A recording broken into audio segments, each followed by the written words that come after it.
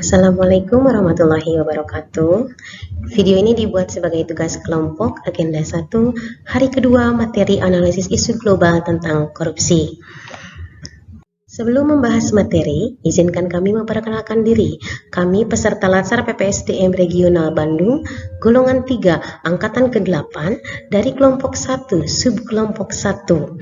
Saya sendiri, Dewi Yulianti SPDSD, kemudian ada rekan saya, Agus Maulana Muhammad SPD, Andri Dwi Septiadi SPD, dan Dewi Nopita SPD.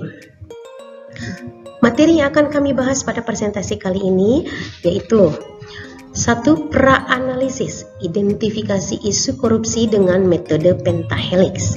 Yang kedua, menapis isu, berupa pemecahan isu korupsi dengan metode USG.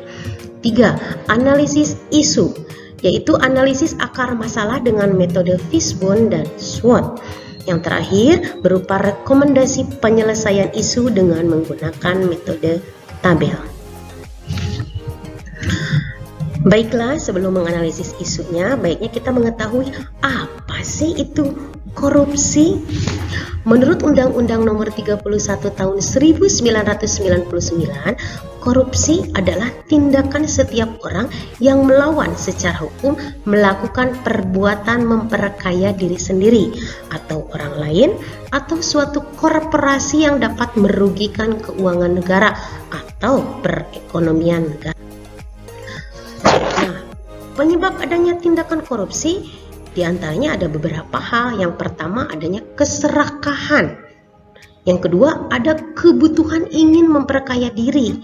Yang ketiga, adanya kesempatan. Yang keempat, adanya ekspos atau pengungkapan. Nah, modus korupsi di Indonesia yang paling tren di tahun 2020, di antaranya dimulai yang paling tinggi kasusnya, yaitu berupa penggelapan, proyek fiktif, pungutan liar, penyalahgunaan anggaran, penyunatan atau pemotongan dana, gratifikasi, dan markdown. Berdasarkan pengertian Undang-Undang Nomor 31 Tahun 1999 tentang korupsi, penyebab tindakan korupsi dan berbagai modus korupsi yang ada di Indonesia pada tahun 2020, maka kami akan melakukan pra-analisis isu korupsi dengan metode pentahelix. Nah, salah satunya ada di bagian pemerintah atau government, yaitu kurangnya tingkat penyelesaian penyidikan korupsi dengan kategori mega korupsi yang semakin hilang beritanya, dan kurangnya pencegahan praktek korupsi di bidang perizinan, ekspor impor, dan pelayanan publik yang berhubungan langsung dengan masyarakat. Selanjutnya ada di bagian komunitas atau community, yaitu rendahnya pengetahuan dan sikap pesimisif, sikap masa bodoh dari sebagian besar masyarakat terhadap upaya pemberantasan korupsi. Selanjutnya di bagian pendidikan atau akademik, yaitu kurangnya pendidikan moral atau soft skill terkait dengan pembekalan dan pengajaran karakter jujur, integritas, tanggung jawab, etika dalam lingkungan berbangsa dan bernegara. Jadi hanya menitik beratkan pada knowledge. Selanjutnya di bagian bisnis, yaitu rendahnya komitmen para pengusaha untuk menciptakan dan membangun lingkup berintegritas. Yang terakhir adalah media. Di bagian media ini, media pemberitaan yang kurang menyeluruh dan lebih mementingkan rating serta keuntungan media semata. Perkenalkan, nama saya Agus Maulana Muhammad. Saya akan membahas mengenai menapis isu pemecahan isu korupsi dengan metode USG. Pengertian USG, urgensi, serius, grow, adalah salah satu alat untuk menyusun urutan prioritas isu yang harus diselesaikan. Caranya dengan menentukan tingkat urgensi, keseriusan, dan perkembangan. Isu ditentukan dengan skala nilai 1-5 atau 1-10. Isu yang memiliki total skor tertinggi merupakan isu prioritas. Urgensi. Seberapa mendesak isu tersebut harus dibahas dikaitkan dengan waktu yang tersedia dan seberapa keras tekanan waktu tersebut untuk memecahkan masalah yang menyebabkan isu tadi. Seberapa serius isu tersebut perlu dibahas dikaitkan dengan akibat yang timbul dengan penundaan pemecahan masalah yang menimbulkan isu tersebut atau akibat yang menimbulkan masalah-masalah lain kalau masalah penyebab isu tidak dipecahkan. Crow, seberapa kemungkinannya isu tersebut menjadi berkembang dikaitkan kemungkinan masalah penyebab isu akan makin memburuk bila dibiarkan. Data atau informasi yang dibutuhkan dalam pelaksanaan metode USG. Yang pertama, hasil analisa situasi, kemudian informasi tentang sumber daya yang dimiliki, dokumen tentang perundang-undangan, peraturan, serta kebijakan pemerintah yang berlaku. Berikut analisis alternatif pemecahan isu korupsi metode USG yang dilakukan oleh kelompok kami.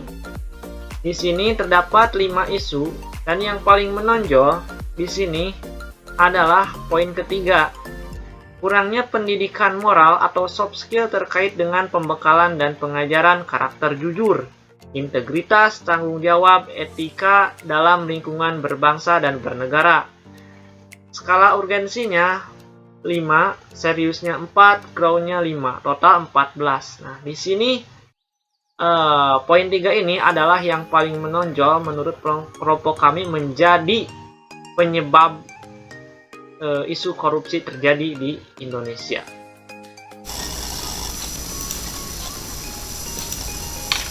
Metode Fishbone. Ada beberapa hal yang dapat menyebabkan korupsi. Pertama, manusia. Rendahnya pengetahuan tentang korupsi dan diikuti sifat serakah dan tidak pernah puas. Kedua, lingkungan. Korupsi dianggap hal biasa dalam lingkungan. Ketiga, mesin, yaitu lemahnya sistem aplikasi yang dapat menunjang akuntabilitas. Keempat, lembaga. Kurangnya pengawasan dalam penggunaan anggaran keuangan. Kelima, metode, diberikannya hukuman yang ringan dan kurangnya penyuluhan. Keenam, material, memiliki kebutuhan yang banyak tetapi penghasilannya terbatas.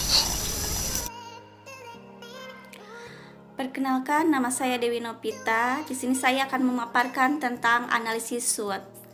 SWOT adalah singkatan dari strength, kekuatan, weaknesses, kelemahan, opportunities, peluang, dan strength, ancaman. Analisis SWOT yaitu sebuah metode analisis perencanaan, strategi yang digunakan untuk memonitor dan mengevaluasi lingkungan internal dan eksternal dalam tujuan tertentu. Hasil analisis SWOT dari korupsi yang telah saya telaah didapati strength atau kekuatan karena adanya jabatan yang tinggi, faktor kebutuhan dan memiliki peluang serta kekuatan. Weakness atau kelemahan, kurangnya pengawasan dari pemerintah dan tidak ada koordinasi dengan instansi-instansi yang berhubungan dengan korupsi. Opportunities atau peluang, adanya kesempatan dan kewenangan jabatan yang menyebabkan terjadinya keleluasaan dalam mengambil kesempatan tersebut. Dan ancaman atau strength, di sana terdapat tindak pidana korupsi memiliki banyak jaringan yang terlibat di dalamnya sehingga bisa melibatkan banyak orang. Hasil dari rekomendasi penyelesaian isu di mana terdapat internal dan eksternal yang di dalamnya terdapat kekuatan, kelemahan, ancaman dan peluang. Di sini didapati setiap instansi mewajibkan diadakannya penguatan nilai anti korupsi supaya tertanam jiwa anti korupsi di setiap orang. Memperkuat undang-undang tindak pidana korupsi, memberikan keleluasaan yang lebih kepada penyelidik, kepada KPK guna memperkuat KPK dalam penyelidikan korupsi. Menggunakan teknologi modern guna memperketat aktivitas pejabat publik serta meminimalisir kesempatan korupsi. Lebih diperketatnya lagi pengawasan dari pemerintah supaya tidak ada peluang tindak pidana korupsi. Terima kasih.